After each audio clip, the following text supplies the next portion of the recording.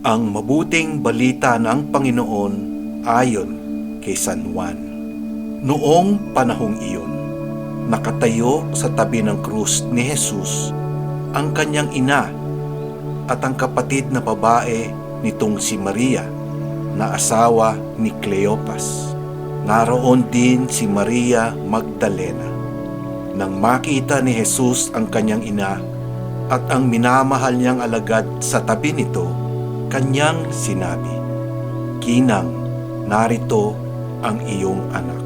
At sinabi sa alagad, "Narito ang iyong ina." Mula noon, siya'y pinatira ng alagad na ito sa kanyang bahay. Ang mabuting balita ng Panginoon. Pinupuri ka namin, Panginoong Hesukristo. Pagkatapos ay sinabi naman niya sa alagad, "Hayan ang iyong ina."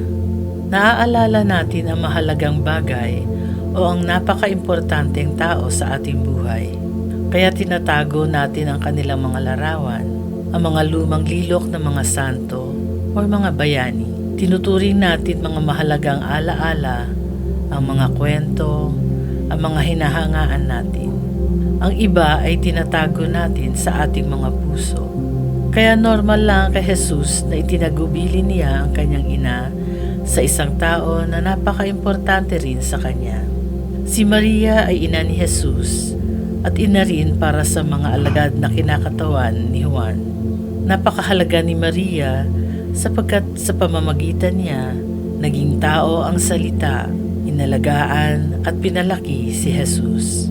Pinahahalagahan siya bilang pinakapatapat na alagad sapagkat kahit sa paanan ng krus ay naroon siya kasama ang isa ring matapat na alagad na si Juan. At bilang matapat ring alagad, sinunod niya ang salita ni Jesus at mula sa oras na ito'y tinanggap siya ng alagad sa kanila. Inaalagaan mo ba ang iyong ina? At nirerespeto mo ba at tinutulungan ang mga inang gumagala sa kalye, dala ng kanilang kahirapan?